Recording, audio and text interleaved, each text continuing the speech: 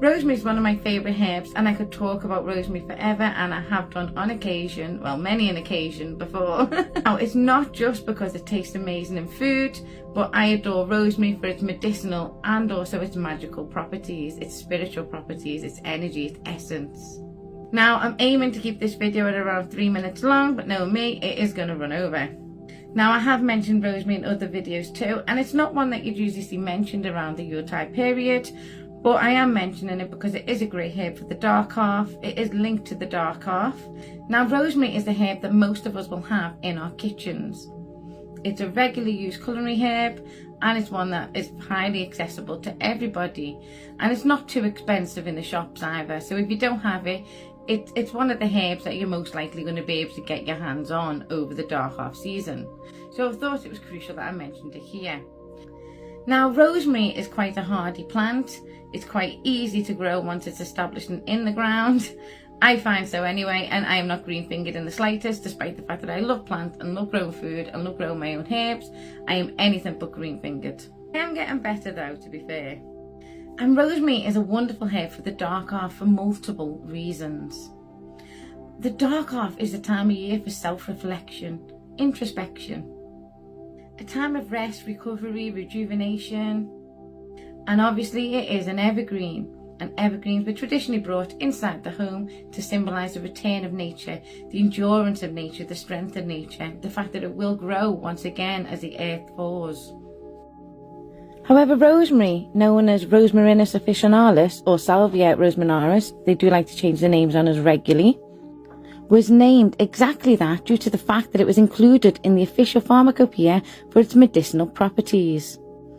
There are tons of reputable studies on rosemary and its health benefits, which is another reason I love and I am so passionate about rosemary for the dark half. It's a wonderful antidepressant. Its chemical constituents are regularly separated and used in Western antidepressants and even antipsychotics as the active constituent. So it is the perfect herb for those cold and dreary months when people tend to feel more isolated and down, when you tend to withdraw within yourself and become more insular. One study states a nice strong decoction, so brewed for a good 40 minutes, sweetened with honey, is a good mood uplifter when you suffer from sad seasonal Ada disorder. Other studies state rosemary helps aid in memory, which confirms what our ancestors once knew, as they believed it to be a herb of remembrance. Students in Greece and Rome would wear wreaths of rosemary to help them in their studies. Culpeper also stated rosemary was a powerful herb for the mind and memory. You should have smelt our exam hall in uni last year, as everyone was wearing rosemary in various forms, from oils to the leaves pinned on clothing.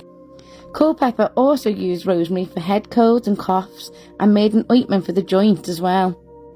In the Middle Ages, rosemary was a popular herb used in stews and believed to protect prisoners from common illnesses that would spread through the law courts. And Queen Isabella of Hungary in the 14th century revered its medicinal properties, and it was a key ingredient in the mystical Hungary water. During the plague, they used it beneath their noses to disguise from the smell that was around due to the spread of the disease.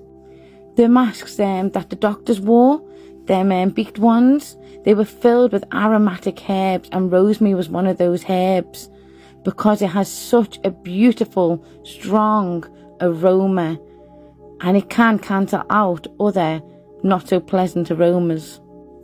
There's also a lot of folklore that surrounds rosemary.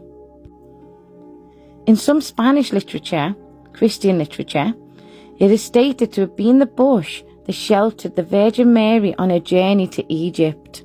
So, in other Christian practices, they would stir the christening cup with a sprig of rosemary. It was thought to protect the babe. Rosemary is associated with the cycle of life, from birth to death. It is a rite of passage herb. So this means that it was traditionally used in multiple different rites of passage, from births to marriages to death rites. According to folklore, rosemary thrives where the mistress is master, and only grows in the garden of the righteous. When hung up in the home, it is said to ward off negativity and evils of the world, as well as the spirit world, And as we know, during the dark half, the veil is actually still quite thin. Not as thin as around Samhain, but it is still relatively thin even now. And Christian folklore actually states that December the 24th is the one night where the spirits can't actually get you. So they would stay up till midnight, telling each other ghost stories on Christmas Eve, knowing that from midnight onwards, they were safe from the spirits for just one day.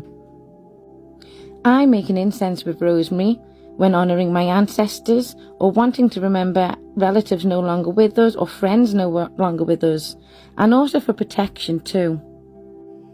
You can also make a wash with rosemary to physically cleanse the home, and that is meant to work on all different ethereal levels of the home.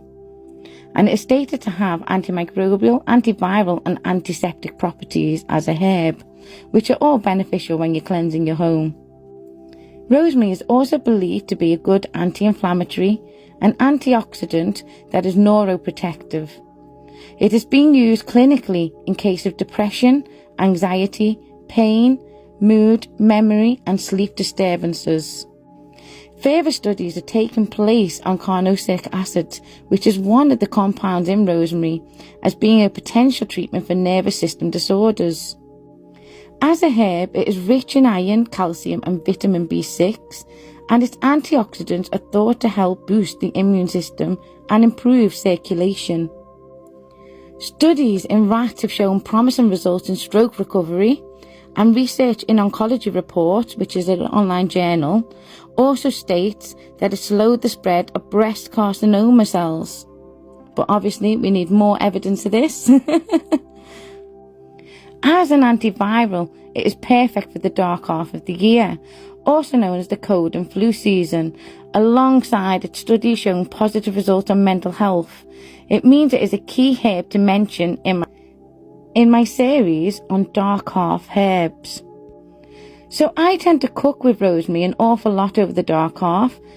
Think casseroles, stews and soups, nourishing food that gets that warmth back into your core, because it's all about keeping the warmth in your core over this season. It is a regular ingredient in fireside recipes, another great way to retain that heat, and fireside is an amazing medicine for the winter months.